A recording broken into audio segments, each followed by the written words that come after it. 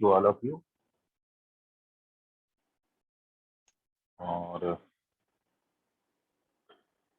Determinant आपका continue था। Determinant आपने देखा, डिटर्मिनेंट में आपने माइनर और कोफैक्टर पढ़े, माइनर कोफैक्टर की प्रॉपर्टीज आपको बताई थी डिटर्मिनेंट में, और फिर हम ओवरऑल डिटर्मिनेंट की कुछ प्रॉपर्टीज पे डिस्कशन कर रहे थे। कुछ 3 प्रॉपर्टीज आपने डिटर्मिनेंट की पढ़नी थी।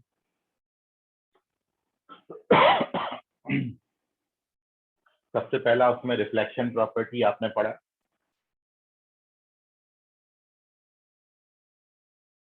मतलब दो रो को कॉलम से, कॉलम को रो से इंटरचेंज करेंगे तो वैल्यू ऑफ डिटर्मिनेंट में कोई भी फर्क नहीं आता।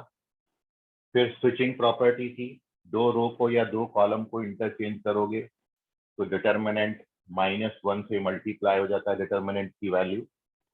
और फिर यदि आप किसी डिटर्मिनेंट की पर्टिकुलर रो के सारे एलिमेंट्स को किसी नंबर से मल्टीप्लाई करते हो तो डिटर्मिनेंट का वैल्यू भी सेम नंबर से मल्टीप्लाई हो जाता है। तो इसमें आपने ये सीखा था कि यदि आप 3/3 के मैट्रिक्स में कोई स्केलर जैसे सपोज 2 को मल्टीप्लाई करते हो तो वो 2 9 के 9 एलिमेंट में, मतलब तीनों रो और तीनों कॉलम के एलिमेंट्स में जाके मल्टीप्लाई होगा, जबकि डिटर्मिनेंट में ये किसी पर्टिकुलर रो में या पर्टिकुलर कॉलम में एलिमेंट मल्टीप्लाई होगा।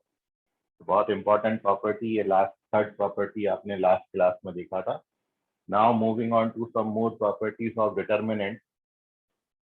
और डिटर्मिनेंट की प्रॉपर्टी में नेक्स्ट है ऑल जीरो प्रॉपर्टी। बहुत इंपॉर्टेंट ये भी है। फोर्थ प्रॉपर्टी का नाम हम दे रहे हैं ऑल जीरो प्रॉपर्टी।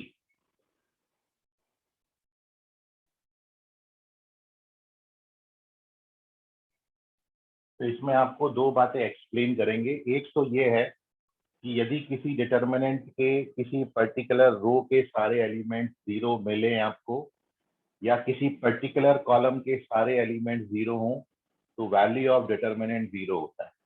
मतलब if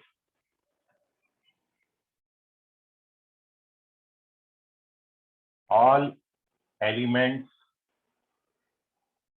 of any particular row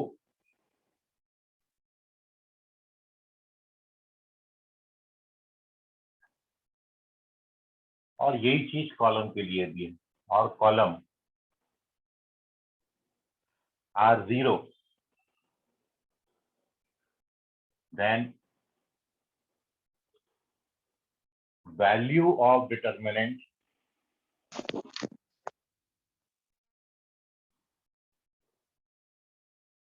is also 0। तो यदि किसी रो के या किसी कॉलम के सारे एलिमेंट 0 हो जाएं तो फिर डिटर्मिनेंट की वैल्यू भी 0 हो जाएगी, क्योंकि आप जिस रो के एलिमेंट 0 हैं उसी रो के रिस्पेक्ट में इसको एक्सपैंड कर दें तो फिर वैल्यू ऑफ डिटर्मिनेंट बिकम 0। ठीक है। तो यदि किसी पर्टिकुलर रो के या कॉलम के सारे एलिमेंट 0 मिलेंगे तो वैल्यू ऑफ डिटर्मिनेंट 0 होगा, इसलिए अपन इसको ऑल जीरो प्रॉपर्टी बोलते हैं। और एक और तरीके से किसी डिटर्मिनेंट की वैल्यू 0 हो सकती है। तो इसमें ये है, माइक म्यूट कर लो बेटा, किसी का ऑन है माइक। और इसी में एक प्रॉपर्टी और है कि यदि किसी डिटर्मिनेंट के कोई 2 पर्टिकुलर रो या कॉलम आइडेंटिकल हो जाते, आइडेंटिकल का मतलब है बिल्कुल सेम रो और सेम कॉलम आपको मिलता है, तो भी वैल्यू ऑफ डिटर्मिनेंट 0 हो जाता है। मतलब 0 एक तरीके से और होता है डिटर्मिनेंट की वो वैल्यू, और वो तरीका ये है कि इफ एनी 2 रोज या फिर कॉलम्स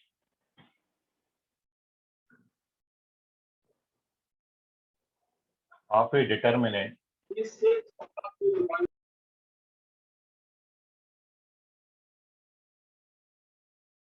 are identical,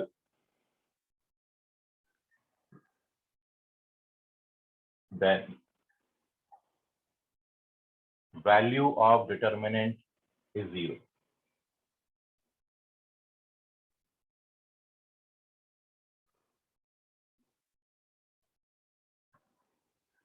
ठीक है, तो यदि कोई दो रो आइडेंटिकल हो जाए या फिर कोई दो कॉलम आइडेंटिकल हो जाए तो डिटर्मिनेंट की वैल्यू 0 आई।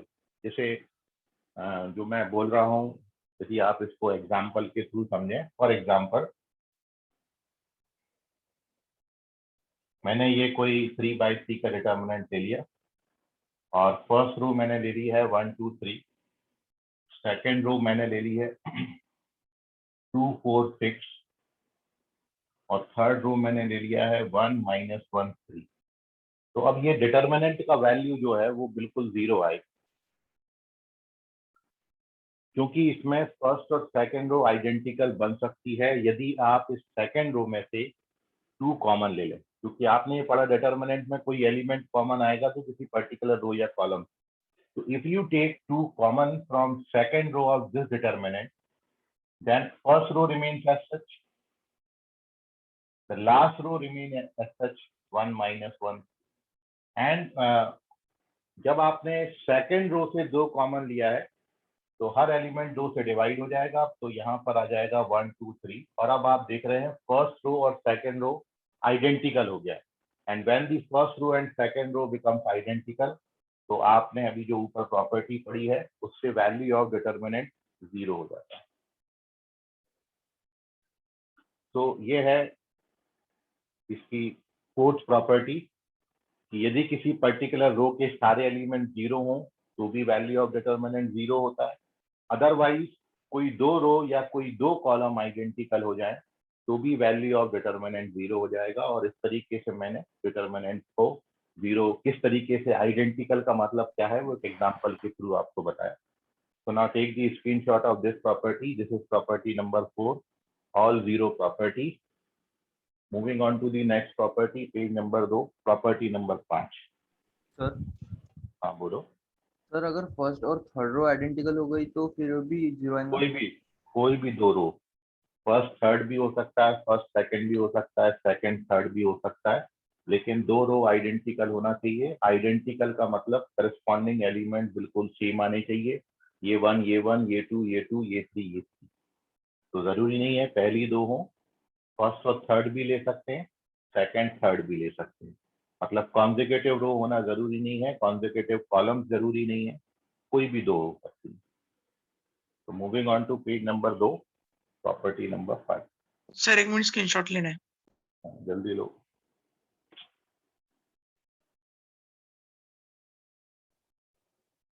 हो गया सर। So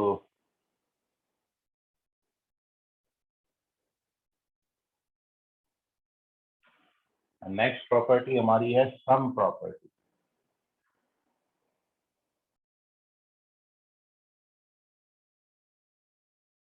अब ये सम प्रॉपर्टी क्या है वो आप सुनिए। कई बार ये होता है कि आपका कोई डिटर्मिनेंट का पर्टिकुलर रो या पर्टिकुलर कॉलम के एलिमेंट्स किसी रो के या किसी कॉलम के एलिमेंट्स, दो एलिमेंट्स का सम होते हैं। तो आप इसको दो डिटर्मिनेंट में ब्रेक कर सकते हो।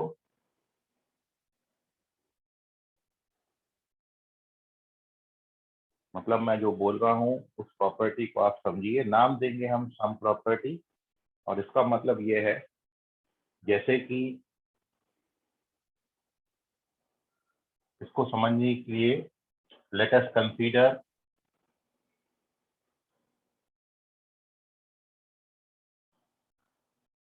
Determinant.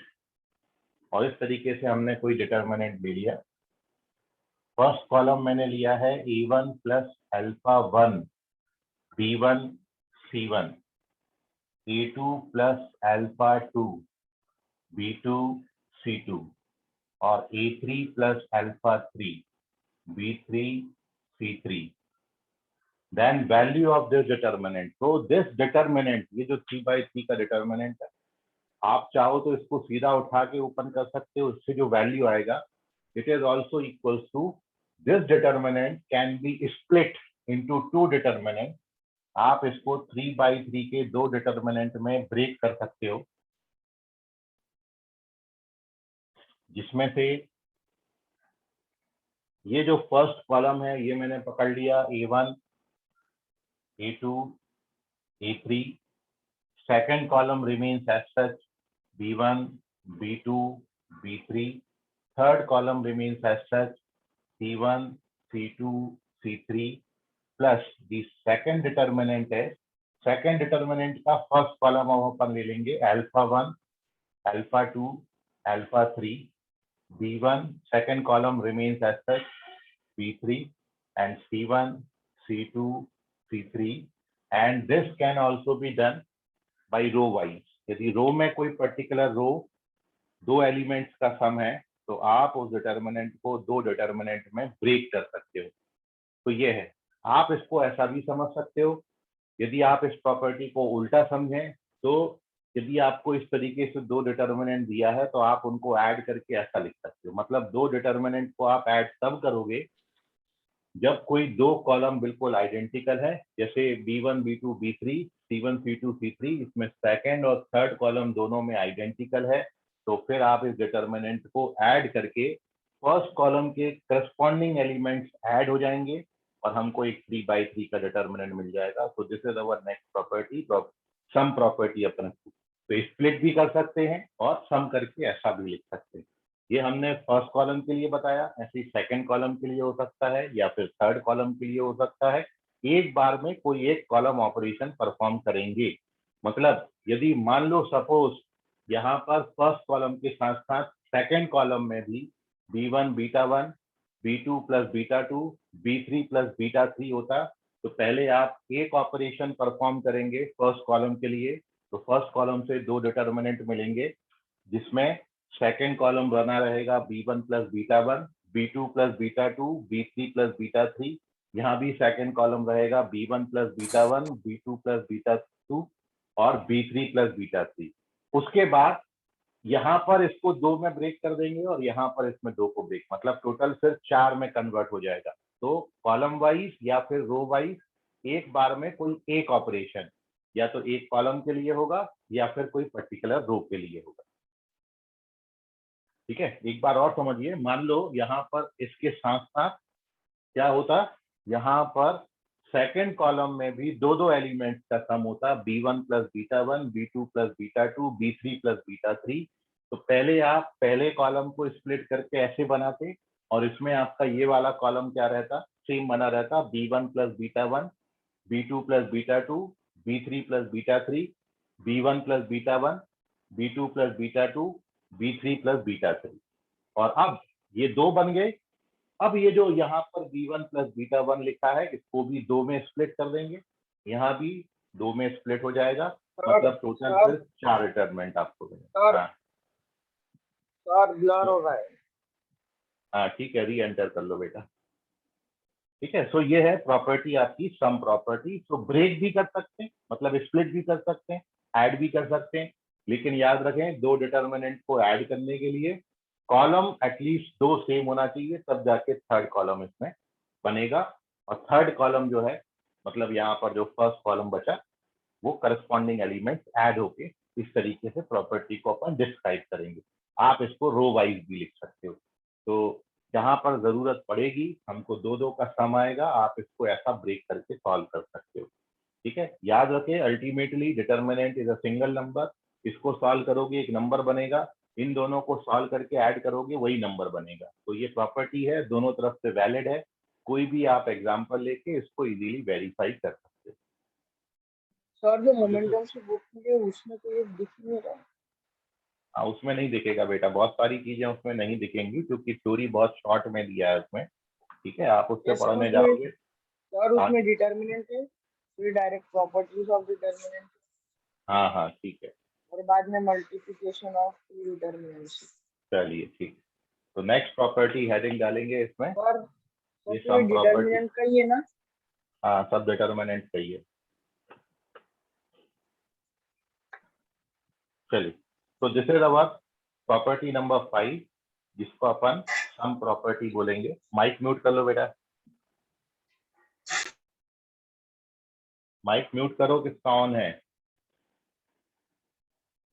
Property number 6, and this is a very important property, जो 6 प्रॉपर्टी आपको बता रहा हूँ। डिटर्मिनेंट के क्वेश्चंस में बहुत ज्यादा, सबसे ज्यादा जो यूज होने वाली प्रॉपर्टी है, it is our property number 6।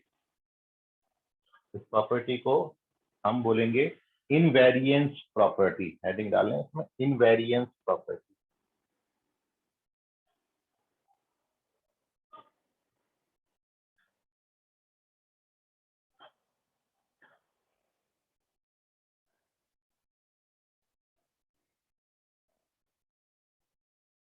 Invariance property. अब ये इनवेरिएंस प्रॉपर्टी क्या होती है, पहले अपन एक दो लाइन में उसको प्रॉपर्टी को लिख लेते हैं और फिर अपन उसको डिस्क्राइब करेंगे। तो लिखिए इसमें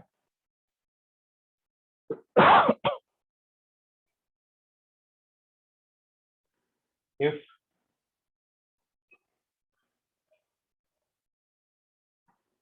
elements of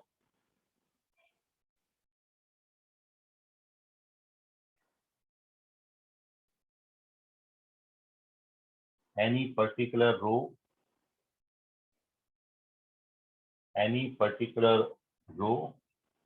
और ये चीज कॉलम के लिए भी है, और column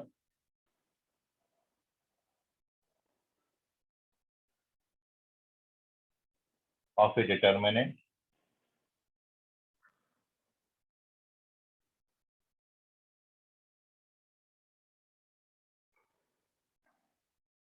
are added to the k times of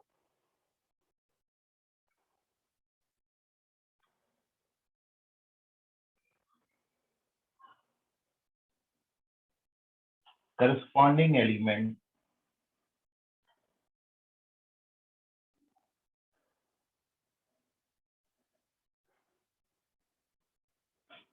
of any other row or column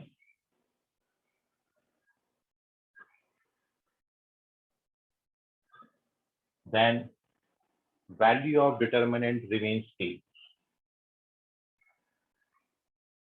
Then value of determinant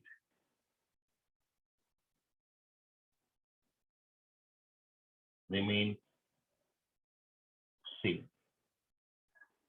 और ये प्रॉपर्टी को आपको एक एग्जांपल के थ्रू एक्सप्लेन करते हैं। बहुत जगहों पर यूज होने वाली, सबसे ज्यादा यूज होने वाली प्रॉपर्टी यदि है तो वो है इनवेरिएंस प्रॉपर्टी। ठीक है, पहले आप इसका स्क्रीनशॉट ले लीजिए। अगले पेज पर इनवेरिएंस प्रॉपर्टी को मैं एक्सप्लेन कर रहा हूँ कि मैंने लिखा क्या है एक्चुअली। ठीक है, तो first you take the screenshot, moving on to page number 3 where we describe this property by an example.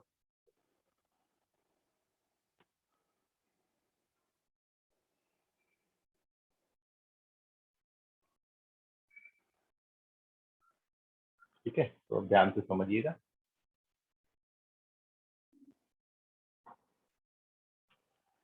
मैं इस पर वेज एक एग्जांपल ले रहा हूँ। प्रॉपर्टी नंबर 6 है हमारी ये।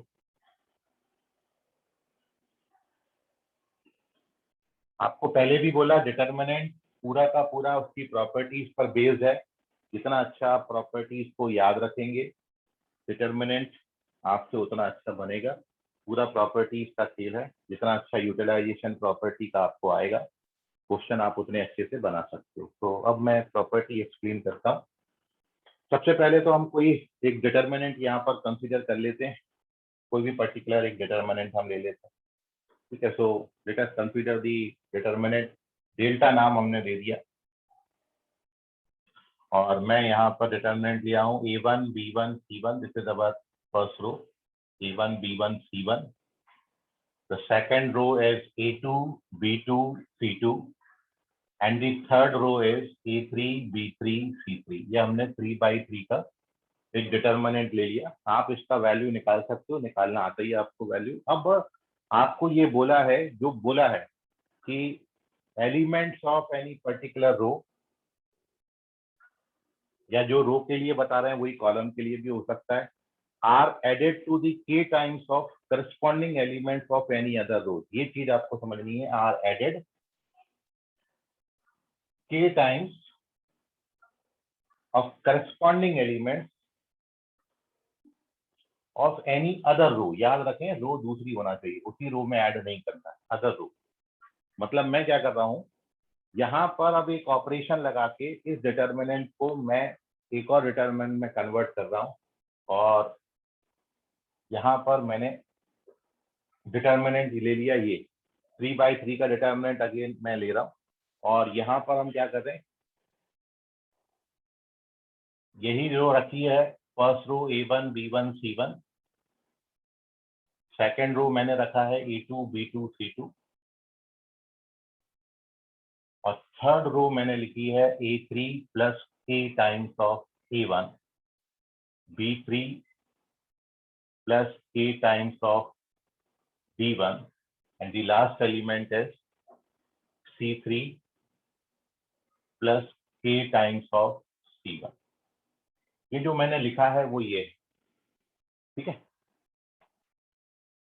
सर आपने C2 की जगह C3 लिखी है वहां पर। क्या? हाँ, C2 लिख लो, A2 B2 C2 है। अभी ये है प्रॉपर्टी, ये ऑपरेशन मैंने कौन सा लगा, तो वो ऑपरेशन लिख देता हूँ।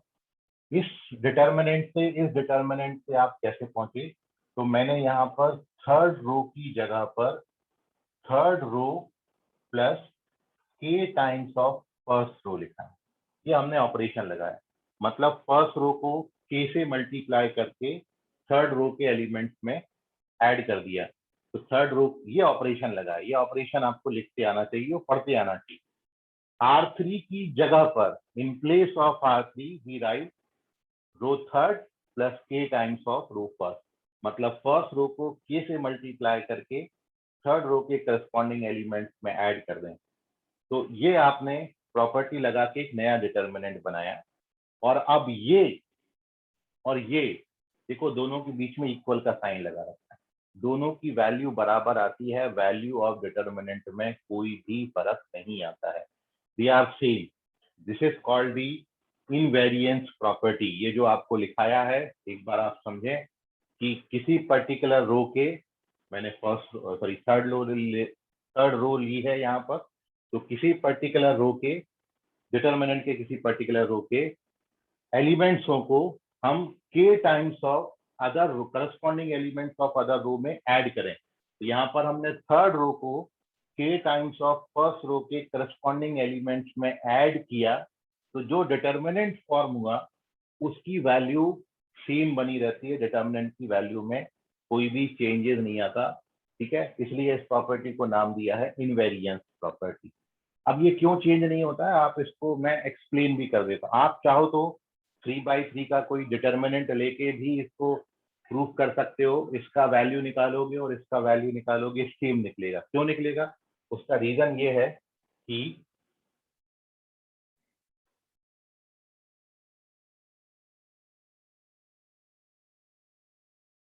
जब भी आप इसको सिंप्लीफाई करते हो, तो आपने अभी एक प्रॉपर्टी पढ़ के आई है, सम प्रॉपर्टी।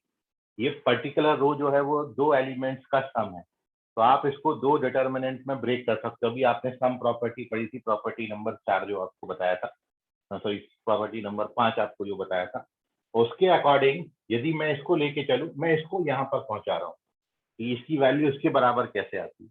तो मैं जब इसको स्प्लिट करूंगा दो डिटर्मिनेंट में, तो आप देखते हो कि इसको आप क्या लिख सकते हो भाई, फर्स्ट रो हमारी एज सच रहेगी A1 B1 C1, A2 B2 C2, और थर्ड रो हमारी रहेगी A3 B3 C, और plus first row as such रहेगा A1 B1 C1, second row as such रहेगा A2 B2 C2, और थर्ड रो में पहले पहला एलिमेंट लिया था, दूसरा एलिमेंट, तो क्या ले ले, KA1 KA2 और KA3, सॉरी KA1 KB1 और KC1, ये बचा सेकेंड एलिमेंट। अब आप क्या करेंगे भाई, फर्स्ट रो ये तो हमारा डेल्टा एच है, इसको तो मैं डेल्टा लिख देता हूँ, प्लस थर्ड रो में से K कॉमन आ जाएगा, थर्ड रो में से के कॉमन आ गया तो A1 B1 C1 बचा, A2 B2 C2 बचा, और फिर ये A1 B1 C1 बचा। और अब आप देख रहे हैं 2 रो आइडेंटिकल हो गई, तो वैल्यू ऑफ डिटर्मिनेंट 0 हो जाता है, तो ये k इंटू 0 आ गया, इसलिए आपका आंसर कितना आ गया। तो एक्चुअली ये है वो। और आप यदि कहीं इससे यहाँ पर पहुंचना चाहते हो तो ये ऑपरेशन लगा दो कि मैं इस डिटर्मिनेंट को इस डिटर्मिनेंट में ऐड कर, मतलब इन्हीं स्टेप्स को आप उल्टा लिख दो, तो यहाँ से यहाँ प्रॉपर्टी वेरीफाई हो जाएगी। This is our invariance property. आप नंबर्स लेके भी वेरीफाई कर सकते हो, मैंने डायरेक्ट रिजल्ट को वेरीफाई किया है। बहुत इंपॉर्टेंट प्रॉपर्टी है, बहुत जगहों पर यूज होती है डिटर्मिनेंट में, ठीक है। आगे आपको इस पर बेस क्वेश्चन कराएंगे, एक दो प्रॉपर्टीज और है, पहले उन पर डिस्कशन कर लेते हैं, फिर सीधा हम क्वेश्चन पे ही आ रहे हैं। तो ना टेक दी स्क्रीनशॉट, कोई डाउट है अभी आपका तो पूछ लीजिए। सर वो आपने थर्ड लास्ट स्टेप में ऑल जीरो प्रॉपर्टी लगाई है। कौन से इसमें सर वो सेकंड लास्ट में। इसमें ये 2 रो आइडेंटिकल हो गए, A1 B1 C1 A2 B2 C2, और जब 2 रो आइडेंटिकल हो जाएंगे तो वैल्यू ऑफ डिटर्मिनेंट 0 हो जाता है। ये आपको अभी बताया था, आज सबसे पहला प्रॉपर्टी यही बताया, all zero property, property number 4, ठीक है। Okay sir. चलिए, तो moving on to page number 4, this is our invariance property. अब अपन चलते हैं नेक्स्ट प्रॉपर्टी पर। सर भी फिर क्वेश्चन कैसे आएंगे? बता रहे हैं अभी क्वेश्चन भी, ठीक है। प्रॉपर्टी एक दो और बची हैं, उनको खत्म कर लेते हैं, फिर सीधा क्वेश्चन पे ही आ रहा हूँ। इनका यूटिलाइजेशन आपको क्वेश्चन में भी बता, सारी प्रॉपर्टीज का यूज होगा क्वेश्चन में, इसलिए थोड़ा वेट करें, क्वेश्चन भी आज आपके सामने आ जाएगा। Page number 4, and the property is triangle property. Property 7 पर अपन आ गए, लास्ट क्लास में 3 पढ़ी थी, अभी आप 3 पढ़ चुके हो। इसमें आपने सम प्रॉपर्टी पढ़ा, ऑल जीरो प्रॉपर्टी पढ़ा, और इनवेरिएंस प्रॉपर्टी पढ़ा। 3 आज आपको बता चुका हूँ, एंड तीनों 3 टोटल 6 होगी। And moving on to property number 7, 7वां प्रॉपर्टी है हमारा, एंड 7वां प्रॉपर्टी इज ट्राइंगल प्रॉपर्टी।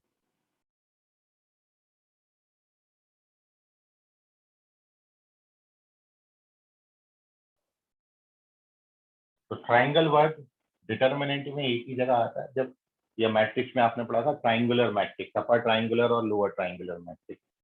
तो ये याद रखें कि यदि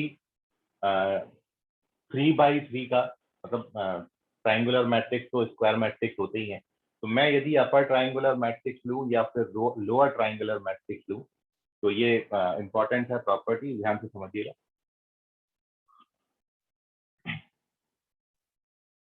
सर ये वाली भी इम्पोर्टेंट है।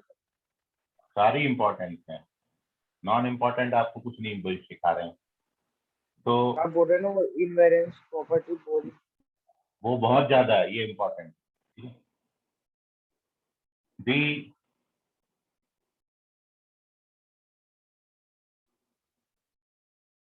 वैल्यू ऑफ डिटर्मिनेंट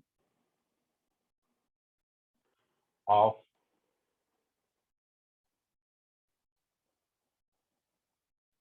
अपर, या अपर की जगह लोअर भी ले सकते हैं, दोनों के लिए, अपर और lower triangular matrix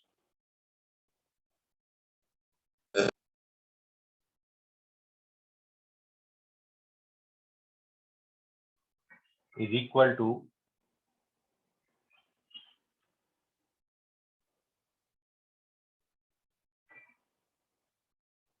product of its diagonal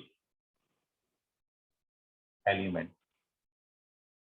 और जब भी हम यहाँ पर डायगोनल की बात करते हैं, डायगोनल एलिमेंट्स की बात करते हैं, तो डायगोनल एलिमेंट्स हमारे लीडिंग डायगोनल एलिमेंट्स ही होते हैं, या फिर प्रिंसिपल डायगोनल एलिमेंट्स। कोई दूसरा डायगोनल हम नहीं लेंगे। डायगोनल एलिमेंट्स का मतलब the elements of principal diagonal और एलिमेंट्स ऑफ लीडिंग डायगोनल, ठीक है। So product of diagonal elements, और आप इजीली वेरीफाई कर सकते हैं। दैट मीन्स फॉर एग्जांपल, हम यदि यहाँ पर कोई 3x3 का मैट्रिक्स लिए हैं, अपर ट्राइंगुलर मैट्रिक्स में ले लेता हूँ। अपर ट्राइंगुलर का मतलब है मेन डायगोनल के नीचे के सारे एलिमेंट 0 होंगे। 1 2 3 0 4 5 0 0 7। ये हमने कोई 3x3 का अपर ट्राइंगुलर मैट्रिक्स लिया है, मतलब मेन डायगोनल के नीचे के सारे एलिमेंट 0 हैं, नीचे के सारे एलिमेंट 0 हैं। तो this is upper triangular matrix. Then आप इसको आप कैलकुलेट करके देखिएगा, यदि इस मैट्रिक्स के डिटर्मिनेंट का वैल्यू अपन निकालें, ये मॉड ए नहीं पढ़ेंगे, इसको डिटर्मिनेंट ऑफ ए पढ़ेंगे, ये मॉड्यूलस ऑफ ए नहीं लिखा हुआ है, इसको आप पढ़ते हैं डिटर्मिनेंट ऑफ ए। तो डिटर्मिनेंट ऑफ मैट्रिक्स ए जो होगा, इसके जो मेन डायगोनल के एलिमेंट्स हैं इनका प्रोडक्ट भर करती। Value of determinant is 1 into 4 into 7 and this gives you 28। तो ये प्रॉपर्टी आपको बताई, यही लोअर ट्राइंगुलर के लिए होगा और यही अपर ट्राइंगुलर के लिए होगा। क्योंकि ऐसा इसलिए होगा, आपको ये बताया था कि डिटर्मिनेंट की वैल्यू आप किसी भी रो के या किसी भी कॉलम के रिस्पेक्ट में कैलकुलेट कर सकते हैं। तो यदि मैं इसको फर्स्ट कॉलम के रिस्पेक्ट में कैलकुलेट करूं तो 1 into ये रो ये कॉलम छूट जाएगा, क्या आएगा 4 into 7, और फिर जब आप 0 और 0 के लिए सॉल्व करेंगे तो वैल्यू 0 0 हो जाएगी। मतलब ओवरऑल आप इस 3x3 के डिटर्मिनेंट की वैल्यू निकालो, इतनी आएगी 28। आप करके देख लीजिए। ये डायरेक्ट प्रॉपर्टी है कि आपको लगे कि भाई ये तो अपर ट्राइंगुलर मैट्रिक्स का डिटर्मिनेंट है, तो आप सीधा मेन डायगोनल के एलिमेंट मल्टीप्लाई कर दो। लोअर ट्राइंगुलर सर अगर इसमें क्वेश्चन है तो डायरेक्ट ऐसे ही करना है, सब जगह ऐसे ही करना है, ठीक है। बस मेन डायगोनल, लेकिन अपर ट्राइंगुलर या लोअर ट्राइंगुलर होना है। अब बिल्कुल यही चीज आपकी स्केलर मैट्रिक्स के लिए भी हो जाएगी। तो सिमिलरली एक और यहाँ से नोट निकल के आता है कि यदि मैट्रिक्स आपका स्केलर मैट्रिक्स क्या होता है, स्केलर मैट्रिक्स एक्चुअली वो मैट्रिक्स होता है जिसके मेन डायगोनल के एलिमेंट बचे हों और ऊपर के नीचे के सारे एलिमेंट 0 हो जाए, तो अपन उसको डायगोनल मैट्रिक्स बोलते थे। तो सिमिलरली यहाँ से एक और बात नोटेबल आ गई, वो ये है कि the value of determinant of diagonal matrix. Sir but scalar matrix में जो डायगोनल के एलिमेंट्स है फिर वो सेम रहने चाहिए ना सभी? हाँ, the value of determinant of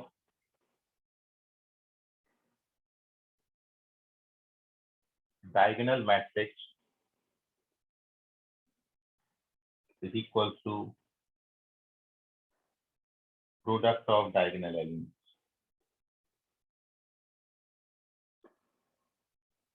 Product of diagonal elements. जैसे for example diagonal matrix upper triangular और लोअर ट्राइंगुलर दोनों होता है। तो 1 0 0 ले लिया, फिर 0 -2 0 ले लिया, फिर 0 0 -6 ले लिया। यदि ये हमने कोई डायगोनल मैट्रिक्स दिया है, देन इस डायगोनल मैट्रिक्स के डिटर्मिनेंट का वैल्यू जो है मेन डायगोनल के एलिमेंट्सों का पर वहाँ मल्टीप्लिकेशन, पे डायगोनल मैट्रिक्स का एलिमेंट्स है। ठीक है। तो आंसर 12 आएगा।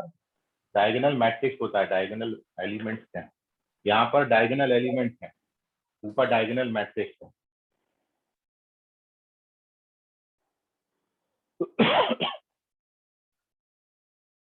तो this is our triangular property.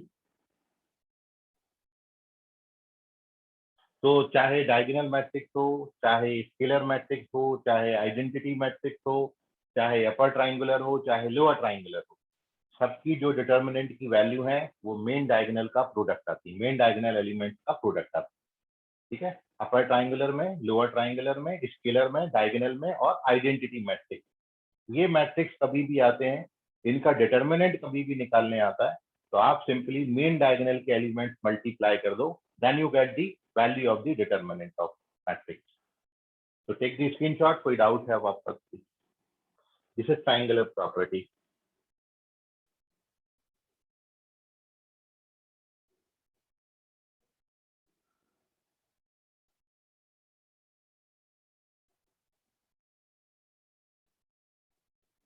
चले फिर प्रॉपर्टी नंबर 8 पर चलते हैं। 2 और हैं, 8 और 9, और उसके बाद अपन क्वेश्चन करेंगे। Page number 5।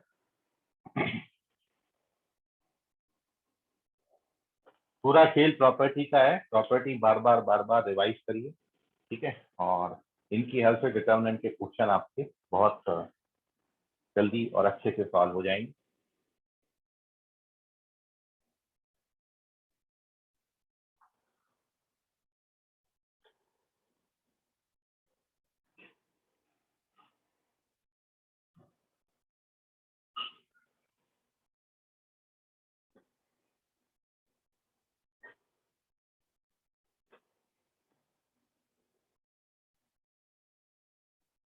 तो देखिए, next property is factor property.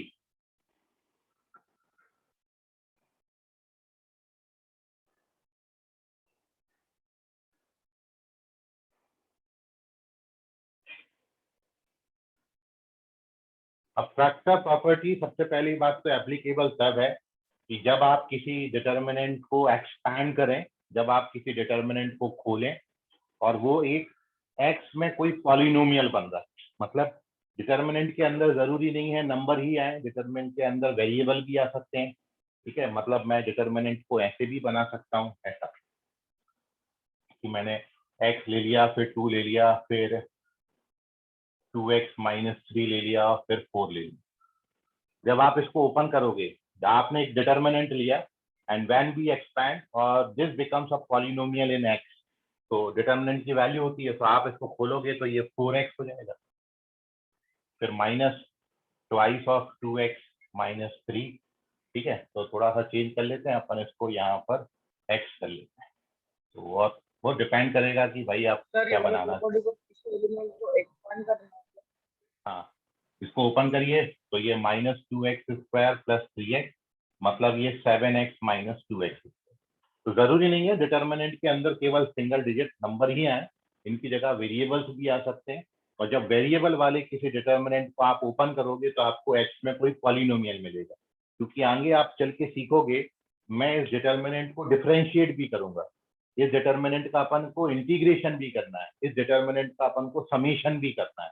आगे डिटर्मिनेंट में ये प्रॉपर्टीज थ्योरी में और आएंगे। डिटर्मिनेंट, डिफरेंशिएशन ऑफ डिटर्मिनेंट, ये हेडिंग रहेगी आपकी, तो वो मैं आगे बताऊँ। तो डिटर्मिनेंट को डिफरेंशिएट तभी कर पाओगे जब उसके अंदर वेरिएबल होंगे, क्योंकि जब आप डिफरेंशिएट करते हो तो ये तो बताना जरूरी है कि किस वेरिएबल के रिस्पेक्ट में डिफरेंशिएट कर रहे हो। तो जब ये एक्स का फंक्शन बनेगा तो एक्स के रिस्पेक्ट में डिफरेंशिएट होगा। मान लो मैं यहाँ पर जेड जेड जेड लिख देता हूँ तो ये जेड का फंक्शन बनेगा, वाई वाई वाई लिख देता हूँ तो वाई का फंक्शन बनेगा, टी टी टी लिख देता हूँ तो टी का फंक्शन बनेगा। तो ये वेरिएबल पे डिपेंड करेगा कि अंदर वेरिएबल आपको क्या दे रखा है, ठीक है। और आगे जब आप डिफरेंशिएट करोगे इसको या इंटीग्रेट करोगे तो आपको यहाँ पर कांस्टेंट नहीं आएंगे, क्योंकि कांस्टेंट का डेरिवेटिव तो 0 होता है, तो इसलिए यहाँ पर आपको वेरिएबल आएंगे।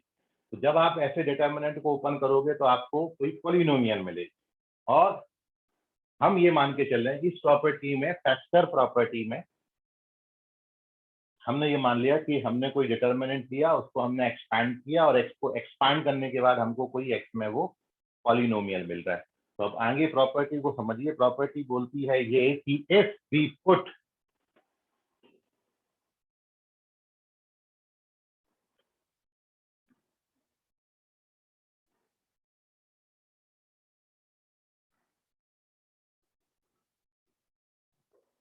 x इक्वल्स टू a, यदि हम जिस वेरिएबल का है उस वेरिएबल को यदि हम a मान लेते हैं, if we put x equals to a and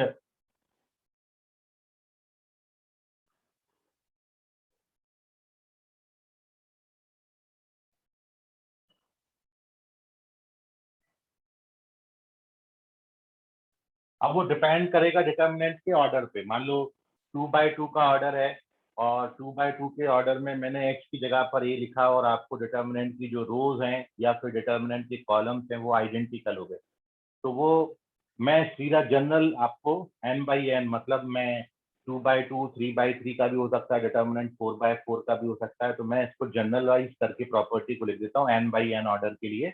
फिर n जो भी होगा उसके लिए अपन को ये प्रॉपर्टी वैलिडेट अपन करा देंगे। मैं पूरी बात को एक्सप्लेन कर रहा हूँ। तो if we put x equals to a in the determinant and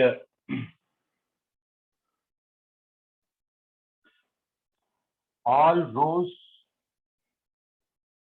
या फिर कॉलम भी हो सकता है, becomes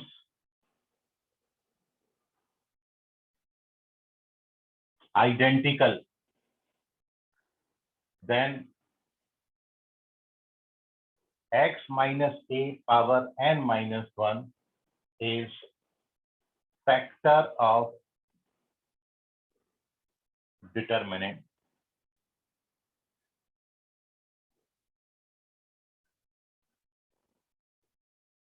where n जो यहाँ पर लिखा है, where n is order of determinant.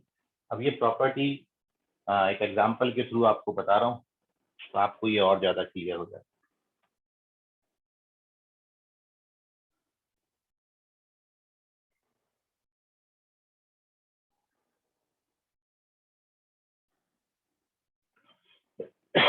जैसे फॉर एग्जांपल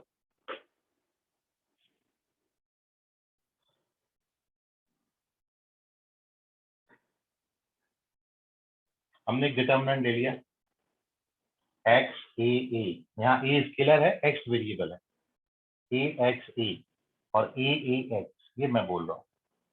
अब यदि आप इसमें x की जगह पर a डालेंगे तो आप देख रहे हो 3 रो आइडेंटिकल हो, और यदि 3 रो आइडेंटिकल हो गई तो फिर यहाँ पर ऑल रोज की जगह पर n रोज कर लो, एंड n रोज जरूरी नहीं है सारे के सारे हो जाएं, क्योंकि वो डिपेंड करेगा कि कितने रो आइडेंटिकल हो रहे हैं। मान लो मैंने इस जगह पर b लिख दिया तो केवल 2 ही रो आइडेंटिकल होंगे, तो इसलिए यहाँ पर ऑल की जगह पर n वर्ड कर लो। n रोज में से मान लो n के n सारे रोज आइडेंटिकल हो गए, जैसे इस एग्जांपल में हो रहा है। मैंने 3/3 का डिटर्मिनेंट लिया and when we put x की जगह पर a, तो ये a हो गया, ये भी a हो गया, ये भी a हो गया, 3 रो आइडेंटिकल हो गए। और जब 3 रो आइडेंटिकल हो गए तो इस डिटर्मिनेंट का जो फैक्टर होगा वो क्या होगा, x माइनस a का पावर 2, एक कम होता है। So if we put x equals to a, then 3 rows become identical. Therefore, यहाँ पर by this property x minus a square is factor of determinant delta. जितने रो आइडेंटिकल्स होंगे उससे एक कम पावर लगा देना, वो उसका फैक्टर होगा। फैक्टर आप समझते हैं, ठीक है, डिवाइजर जिसको अपन बोलते हैं, क्योंकि ये पॉलिनोमियल बन रहे हैं तो इनके फैक्टर्स भी बनेंगे, ये x में एक पॉलिनोमियल बनेगा। तो फैक्टर का मतलब ये हुआ, यदि आप इसको ओपन करोगे तो ये क्यूबिक इक्वेशन बनेगी, और इस क्यूबिक इक्वेशन में ओवरऑल जो 3 डिग्री का पॉलिनोमियल बनेगा उसमें से बाहर आप कितना ले सकते हो, कॉमन आप कितना ले सकते हो, इतना कॉमन ले सकते हो। यदि आप इसको एक्सपैंड करके ओपन करके x की जगह a डालोगे तो कितने फैक्टर्स बाहर आ जाएंगे, मतलब ये 3 डिग्री का पॉलिनोमियल बनेगा, तो इसके जो 2 रूट्स हैं वो होंगे a और a।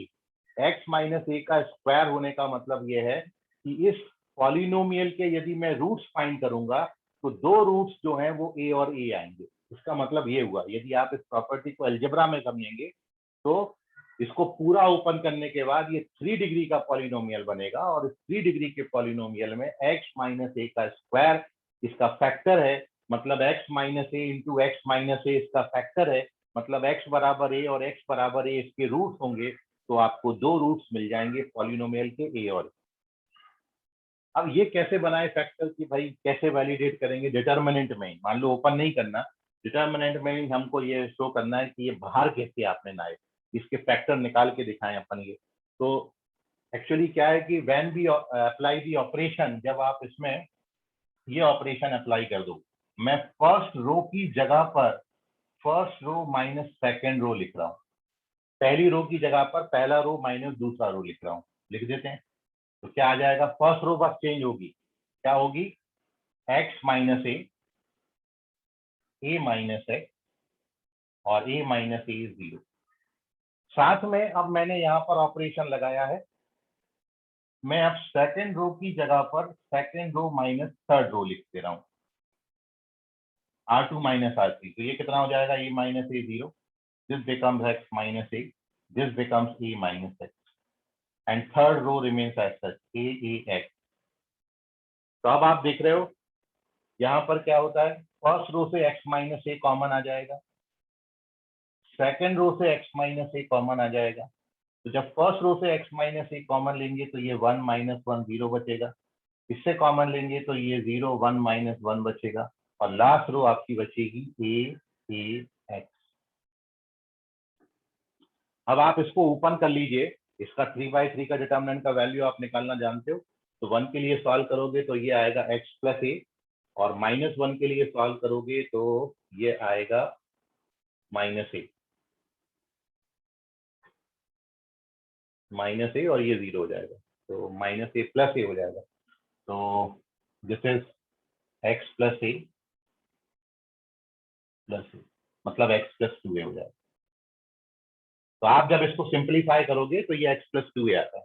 मतलब ओवरऑल जो मैं आपको बोल रहा हूँ कि ये 3/3 का जो डिटर्मिनेंट है ये 3 डिग्री का पॉलिनोमियल बनेगा, और इस 3 डिग्री के पॉलिनोमियल को अब आप लिख सकते हो x माइनस ए का square into x plus 2a। आप इसको खोल के देख लेना, ये ऐसा बनेगा। तो 2 रूट इसके a और a बनेंगे और एक रूट बनेगा माइनस। ठीक है, ये है ओवरऑल कंक्लूजन इस प्रॉपर्टी का। अब आपको कोई डाउट है इसमें तो कुछ? This is called the factor property. तो जितने रो आइडेंटिकल हो जाएंगे उससे एक कम पावर, मान लो इसमें 2 रो आइडेंटिकल होते हैं तो x माइनस ए फैक्टर होगा, तीनों के तीनों रो आइडेंटिकल हो गए तो x माइनस ए का square.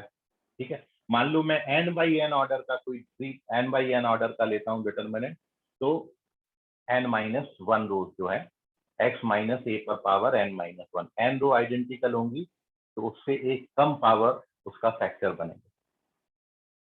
So now take the screenshot. This is the very important property again. सारी इंपॉर्टेंट है क्योंकि विदाउट प्रॉपर्टी डिटर्मिनेंट आगे नहीं बढ़ता है, प्रॉपर्टी बहुत अच्छी आपको करना पड़ेगा। तो स्क्रीनशॉट ले लीजिए, पेज नंबर 6 और लास्ट प्रॉपर्टी अपन डिस्कस करते हैं।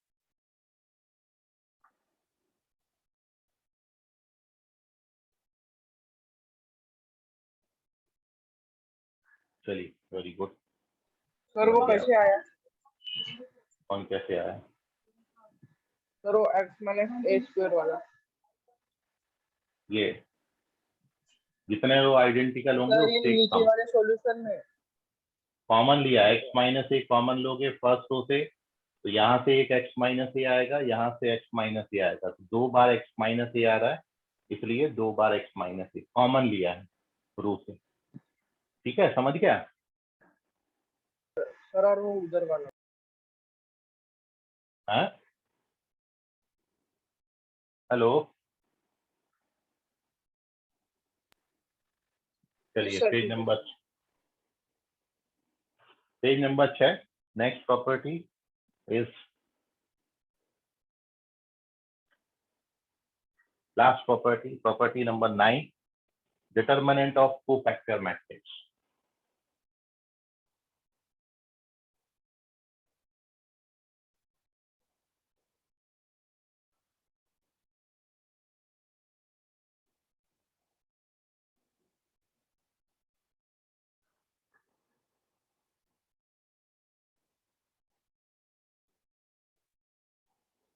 Determinant of cofactor matrix.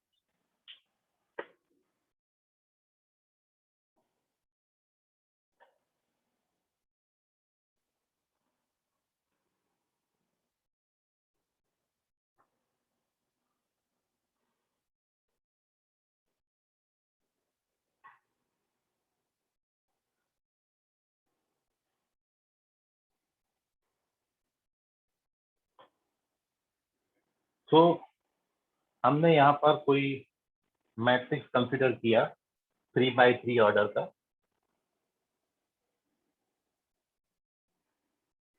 और उसका हमको डिटर्मिनेंट निकालना है। ये बात को आप ध्यान से समझिए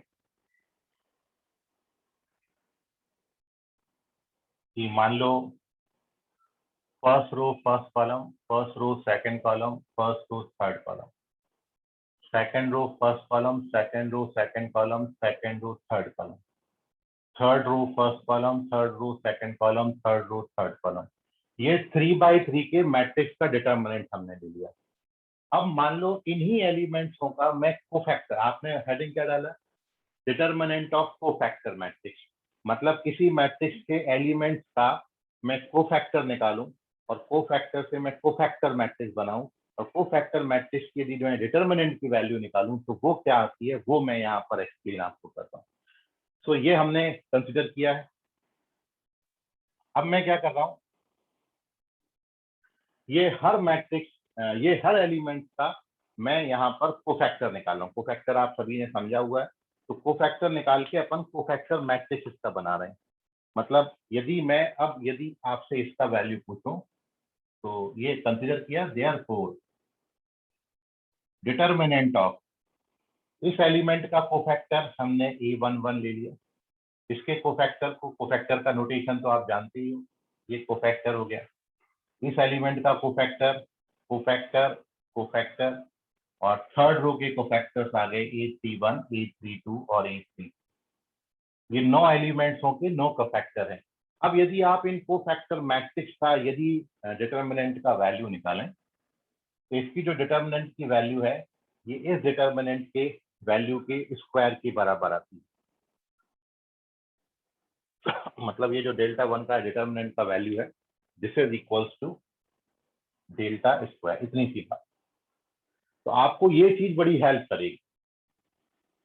मतलब मैं यदि किसी मैट्रिक्स के एलिमेंट्सों के कोफैक्टर मैट्रिक्स का डिटर्मिनेंट का वैल्यू आपको पूछूं तो आपने ये नहीं करना है इस एलिमेंट, क्योंकि ये तो बहुत लेंदी हो जाएगा और आप इसको प्रैक्टिकली करके देख सकते हो। आपने हर एलिमेंट को उनके कोफैक्टर से रिप्लेस कर दिया। मतलब A11 की जगह पर कैपिटल A11 लिख दिया। इस एलिमेंट का कोफैक्टर, इस एलिमेंट का कोफैक्टर, इस एलिमेंट का कोफैक्टर। तो एलिमेंट्सों को यदि मैं उनके कोफैक्टर से रिप्लेस कर दूंगा तो value of determinant delta square हो जाती है। तो एक्चुअली डेल्टा स्क्वायर का यहाँ पर जो मतलब है, आप इसको ऐसा लिखें तो आपको और अच्छे से याद रहेगा। ये 3 - 1 आता है। कितने बाय कितने ऑर्डर का है? ये 3 बाय 3 का। मान लो 4 बाय 4 का होता तो ये 4 - 1, मतलब डेल्टा क्यूब के बराबर। हर बार डेल्टा स्क्वायर नहीं होता, ये डेल्टा क्यूब के बराबर होता है। 5 बाय 5 का ऑर्डर का होता तो ये डेल्टा पावर 4 आता। n बाई n ऑर्डर का होता तो ये डेल्टा पावर n - 1 आता, एक कम पावर आती है। ठीक है, तो इसलिए हमने 3 - 1 इनडायरेक्टली डेल्टा स्क्वायर लिखा है। ये है प्रॉपर्टी। आपको ये मैं 2/2 के लिए करके दिखा देता हूँ वेरीफाई, आप ध्यान से देखो। जैसे मैं यहाँ पर एक 2/2 का डिटर्मिनेंट ले लिया। फॉर एग्जाम्पल मैं ले लेता हूँ डेल्टा और मैंने ले लिया 1 2 4 3, ये ले लिया। आप इसका वैल्यू कैलकुलेट करोगे तो ये 3 - 8 कितना आता है? -5 आता है। ठीक है, अब मैं हर एलिमेंट का कोफैक्टर से रिप्लेस करता हूँ। एक नया डिटर्मिनेंट बनाते हैं डेल्टा 1 और कोफैक्टर लिखते हैं। तो 1 का कोफैक्टर कितना होगा? 3। 2 का कोफैक्टर कितना होगा? -4। 4 का कोफैक्टर कितना होगा? -2 और 3 का कोफैक्टर कितना होगा? 1। ये कोफैक्टर आ गए, ये कोफैक्टर मैट्रिक्स बन गया। हर एलिमेंट्स को उनके कोफैक्टर से रिप्लेस कर दी। अब अपन इसके डिटर्मिनेंट की वैल्यू निकालते हैं। तो जब आप इसके डिटर्मिनेंट की वैल्यू निकालोगे तो ये 3 और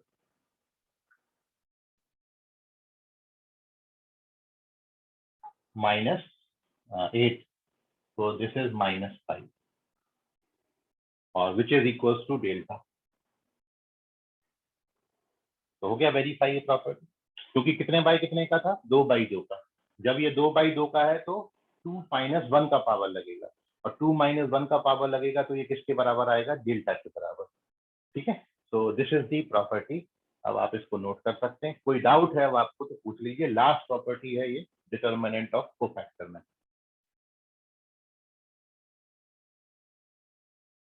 सर हाँ, सर एक और बार एग्जांपल बताना।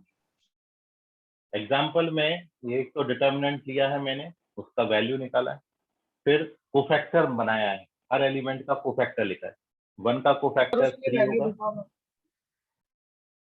1 का कोफैक्टर 3 होगा, 2 का कोफैक्टर -4 होगा, 4 का कोफैक्टर -2 होगा, 3 का कोफैक्टर 1 होगा। तो ये कोफैक्टर बन गया, कोफैक्टर मैट्रिक्स का डिटर्मिनेंट आ गया। अब यदि आप इसके डिटर्मिनेंट की वैल्यू निकाल लो तो जैसे कैलकुलेट करते वैसे कैलकुलेट करेंगे तो -5 आ गया और -5 ये किसके बराबर आया?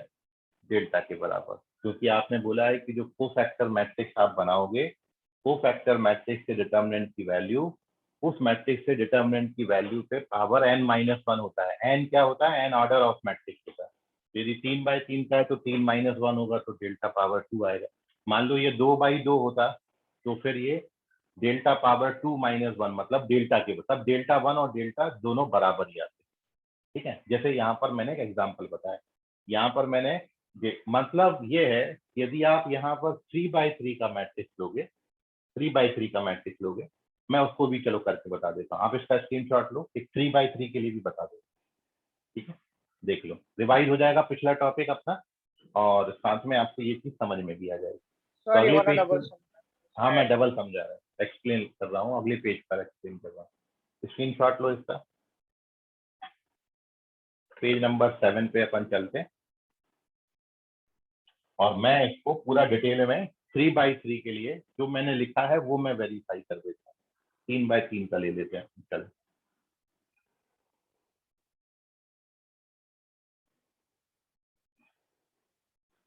पूरा ध्यान से समझिएगा। मैं क्या सबसे पहले एक जैसा जैसा लिखा है वैसा वैसा पूरा करते हैं। अपन एक 3/3 का सबसे पहले मैट्रिक्स ले, ये मैंने 3/3 का मैट्रिक्स लिया, 1 2 0 ले लिया, फिर 2 -1 3 ले लिया, फिर 3 2 1 ले लिया। ठीक है, अब आप इस मैट्रिक्स के डिटर्मिनेंट का वैल्यू निकालते हैं। देयरफॉर मैट्रिक्स के डिटर्मिनेंट की वैल्यू, इसको डिटर्मिनेंट बोलेंगे ना, याद रखना है, डिटर्मिनेंट ऑफ मैट्रिक्स है। तो डिटर्मिनेंट का वैल्यू कैसे निकालते हैं भाई? 3/3 का डिटर्मिनेंट कैसे निकालो? डिटर्मिनेंट मतलब ये हो जाएगा, ये लाइन आ जाएंगी, क्या हो जाएगा? 1 2 0 2 -1 3 और 3 2 1, ये बन गया 3/3 का डिटर्मिनेंट। अब इसको सॉल्व करें, इसकी वैल्यू कैसे निकालते हैं? पहले 1 के लिए सॉल्व करेंगे। आप कैलकुलेट करना जानते हो, आप कैलकुलेट कर लेना, मैं कर रहा हूँ डायरेक्ट, है ना। -1 -6 -7 आएगा। फिर 2 के लिए सॉल्व करोगे, 9 - 2 7 आएगा, 14 हो जाएगा और फिर 0 आ जाता है, 14 - 7 7 आता है। तो कैलकुलेट कर लेना, इसकी डिटर्मिनेंट की वैल्यू 7 आए। अब आप क्या कर रहे हैं? इस मैट्रिक्स का कोफैक्टर मैट्रिक्स बना रहे हैं। तो हम यहाँ पर लिख रहे हैं cofactor matrix of A, matrix A का कोफैक्टर मैट्रिक्स, इसको अपन बी से डिनोट कर दे रहे हैं। अब कोफैक्टर मैट्रिक्स मतलब हर एलिमेंट का कोफैक्टर लिखना है। तो इस एलिमेंट का कोफैक्टर कितना आएगा? ये छोड़ेंगे ये छोड़ेंगे, -1 -6 कितना आता है? -7 आता है कोफैक्टर। फिर जब इस एलिमेंट का साइन के साथ लिखना होता है कोफैक्टर याद रखेंगे, तो इसका कोफैक्टर जब लिखेंगे तो ये रो ये कॉलम छोड़ देंगे और अब आपका आएगा 2 -9 -7 आता है, प्लस साइन के साथ लिखेंगे तो 7 आए और 0 के लिए सॉल्व करेंगे तो 2 दूनी 4 और 3 7 हो जाएगा, तो ये 7 आएगा। ये पहला कोफैक्टर बन गया। अब अपन सॉल्व करते हैं सेकंड रो के लिए, ये छोड़ेंगे ये छोड़ेंगे। करके दिखाओ सर, सर ऐसे बराबर। अरे कोफैक्टर बताया हुआ तुम्हें करना है, मेरे को थोड़ी करना है। कोफैक्टर निकालना नहीं आता है क्या? कोफैक्टर निकाल के दिखाए ना आपको, जिस एलिमेंट के लिए पूरा बता तो रहा हूँ। जैसे 2 के लिए कोफैक्टर, अभी एक समझ लो ध्यान से, जब देखो 2 के लिए कोफैक्टर निकालोगे तो 2 का साइन देखोगे सबसे पहले। 2 का साइन क्या है? नेगेटिव साइन है, ठीक है। साइन -2 मत कर देना, नेगेटिव साइन लिया है। अब 2 का कोफैक्टर निकालना है तो ये जिस रो जिस कॉलम में आ रहा है वो रो वो कॉलम छोड़ देते हैं। अब जो बचा, ये 4 एलिमेंट बचे, इनको सॉल्व करोगे तो 2 बन जाए 2 -0 कितना आता है? 2 आता है। तो 2 आया, 2 को विद साइन लिखेंगे तो कितना लिखेंगे? माइनस। ये है कोफैक्टर। अब -1 के लिए -1 का साइन पॉजिटिव होता है तो सेकंड रो सेकंड कॉलम छोड़ देना है, तो ये आता है 1 और फिर इस 3 का आप कोफैक्टर लिखोगे तो ये आएगा 2 -6, माइनस का 4 आएगा तो +4 लिखेंगे। फिर 3 का कोफैक्टर लिखोगे तो 3 का कोफैक्टर आता है 6। फिर 2 का कोफैक्टर आप निकालोगे तो 2 का कोफैक्टर आएगा 2 विद साइन लिखेंगे -2 और 1 का कोफैक्टर आएगा, उठेगा 1 का कोफैक्टर कितना आएगा? -1 -4 -5 आएगा। तो कोफैक्टर जो आपको निकालना सिखाया है आप उससे करके देखो इसको। पिछली चीजें प्रैक्टिस नहीं करोगे तो आगे लग जाएगी वाट। 1 2 3 लिखा हुआ है अपना, 1 2 3, ये था मैट्रिक्स अपना। तो हर एलिमेंट का कोफैक्टर निकालेंगे तो कोफैक्टर मैट्रिक्स बनाया। अब इस कोफैक्टर मैट्रिक्स बी का डिटर्मिनेंट का वैल्यू आपको निकाल के बताता हूँ। कितना आना चाहिए डिटर्मिनेंट का वैल्यू? भाई 7 का स्क्वायर आना चाहिए, 49 आना चाहिए। ठीक है, तो 7 का स्क्वायर जब अपन कैलकुलेट करेंगे तो कैसे कैलकुलेट करेंगे? So here we calculate the value of determinant of this matrix B. इस मैट्रिक्स बी के डिटर्मिनेंट का वैल्यू निकाल रहे हैं। तो वैल्यू ऑफ डिटर्मिनेंट कैसे निकाला जाता है? डिटर्मिनेंट ऑफ बी अपन निकालते हैं। सबसे पहले -7 के लिए निकालेंगे, ये छोड़ेंगे -5 + 8। तो 7 के लिए लिखेंगे 24 - 10 14, और फिर 7 के लिए लिखेंगे तो 4 - 6। कैलकुलेट करेंगे, -21 आएगा, प्लस 98 होता है, और -14 होता है, और ये 98 - 3 कितना आ गया? 35 आ गया। 49 हो गया कि नहीं? नहीं हो तो भी लिखना, वैसे तो नहीं आया 49, 8 - 5 3 आया 40। तो कैलकुलेशन 7 का स्क्वायर 49 होता है, ये 49 बनना चाहिए, यहाँ कहीं गड़बड़ है। 14 बना है, ये 31 बना। कोफैक्टर एक बार चेक कर लो। 1 2 0 2 - 1 3 3 2 1, इसका वैल्यू कैलकुलेट करते हैं। 1 के लिए -1 -6 -5, तो ये गड़बड़ किया है।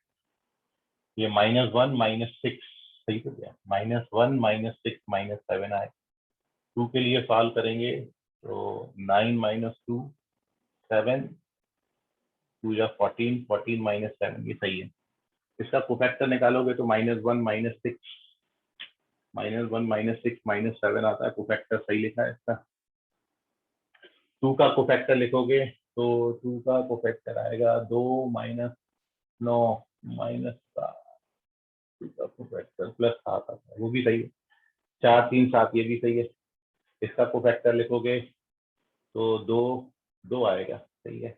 इसका कोफैक्टर लिखोगे तो 1 आएगा, सही है। और इसका कोफैक्टर लिखोगे तो 2 - 6 - 4 आएगा, +4, ये भी सही है। इसका कोफैक्टर लिखोगे तो 6 आएगा, करेक्ट है। इसका कोफैक्टर लिखोगे तो ये गया 3, ये गड़बड़ हो गया। इसका cofactor plus sir minus minus negative, हाँ बोलो, 3 सर आएगा। 98 - 35 4 होता है क्या? इस एलिमेंट का कोफैक्टर लिखेंगे तो 6 आएगा। साइन पॉजिटिव नेगेटिव है, इसका कोफैक्टर लिखेंगे तो 3 आता है, ये नेगेटिव -3 आता है इधर। और इसका कोफैक्टर लिखेंगे तो पॉजिटिव आएगा -1 -2। ये एक जगह पर करेक्शन आया, -3 है ये वैल्यू। अभी डिटर्मिनेंट कैलकुलेट कर रहा हूँ। -7 के लिए सॉल्व करोगे तो -5 + 12 आएगा, -5 + 12, और -5 + 12 इज कितना? 7।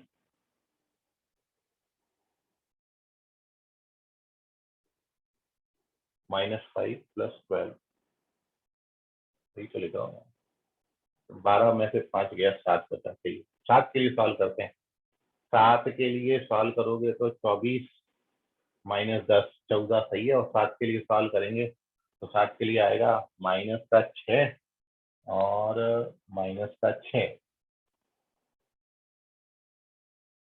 -12। हो, ये तो बहुत ही चेंज हो गया। 49 हो गया ये, और ये कितना हो गया? 84 हो गया। हो, ये तो बहुत ही चेंज हो जाता है। अभी इसको कैलकुलेट करो जरा कितना, बहुत ही गड़बड़ हो रही है ना।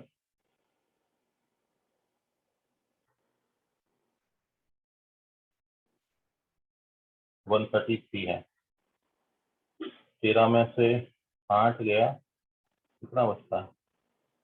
5 35। अभी भी गड़बड़, कुछ ना कुछ तो बड़ा भारी गड़बड़ है। अरे बीच में, चलिए एक बार रुक जाओ, पूरा चेक कर लेते हैं। प्रॉपर्टी तो कहीं ना कहीं वैलिडेट होगी, या तो मैट्रिक्स का कोफैक्टर निकालने में गड़बड़। आप एक बार चेक करो, कहीं कोफैक्टर गलत तो नहीं लिखा कोई। मैं वैल्यू चेक कर लेता हूँ जब तक। -1 -6 -7, 2 के लिए सॉल्व करेंगे तो 9 - 2 7 2 14, वैल्यू सही है। कोफैक्टर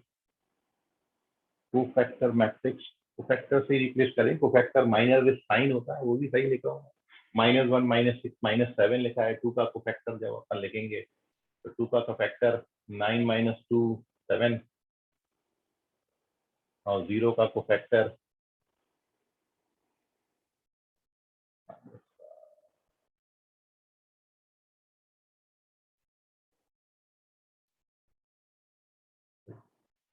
0 का कोफैक्टर 4 3 7 ये भी सर सही है। नीचे -49 है। कौन सा? नीचे -49 है। कहाँ पर? सर वो जो फर्स्ट रो का सेकंड एलिमेंट है ना हाँ, सर, वो शायद 14 है। ये वाला नहीं सर, फर्स्ट रो। ये वाला हाँ सर।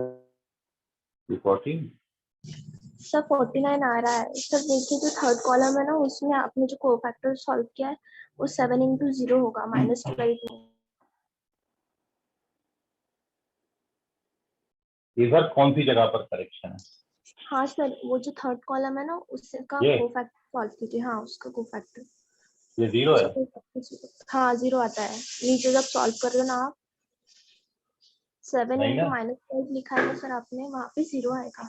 नहीं 0 क्यों है? कोफैक्टर निकालने के लिए ये छोड़ देते हैं, ये छोड़ देते हैं। 0 का कोफैक्टर जब लिखोगे तो ये 4 + 3 7 ही आएगा।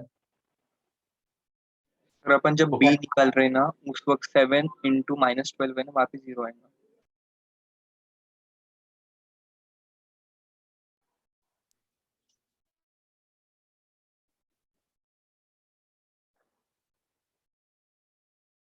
अरे सॉरी, ठीक है।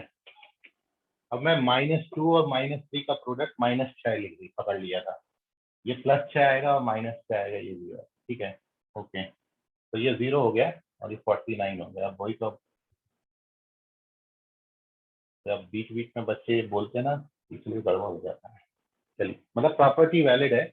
49 आया। 49 इज डेल्टा का स्क्वायर, यही था ना वो? हाँ, डिटर्मिनेंट ऑफ ए का स्क्वायर बन गया ये। तो ये आपको प्रॉपर्टी दोनों तरीके से 2/2 के लिए भी वैलिडेट कराई है और 3/3 के लिए भी वैलिडेट कराई है। आप देख लेते हैं। तो this is the property, last property है। ठीक है, अब इसको आप ऐसा याद रखना, वो n-1 से याद रखना। जितने बाय जितने, बहुत इंपॉर्टेंट है, याद रखना। जितने बाय जितने का ना, उससे एक कम पावर। हमेशा स्क्वायर होता है ऐसा नहीं है। जब आप कोफैक्टर मैट्रिक्स का डिटर्मिनेंट निकालोगे तो एक कम पावर हो जाती है, जिसको याद रखिए। तो टेक दी स्क्रीनशॉट। ओके, पढ़ाई में आई गलती, ये यहाँ पे 0 आएगा तो हो जाता है -2 -3 का प्रोडक्ट मैं -6 ले रहा था, ठीक, वो +6 होता है। बाकी सब सही है। तो कल अपन अब इस पे ओवरऑल कुछ क्वेश्चंस करेंगे। ये प्रॉपर्टीज अपनी खत्म होगी। कल की क्लास में जो हो जाएगा वहां तक टेस्ट में आपके आएगा। बाकी करेंगे कल की क्लास में। आज के लिए फिलहाल इतना। Sir bye everyone. Bye sir. Sir hello bye. हाँ हेलो। सर, आप और एक डीपीपी सेंड कर सकते हैं? अरे एक तो सॉल्व करो पहले, कल तो सेंड करी, हो गई सॉल्व? हाँ सर। ठीक है, देखता मैं, होगा पॉसिबल तो करा दे। ठीक है, अरे बाय आना सर। तो बोल। बाय। सर डिटर्मिनेंट पे करा था एक बार। ओके ओके, ठीक, बाय।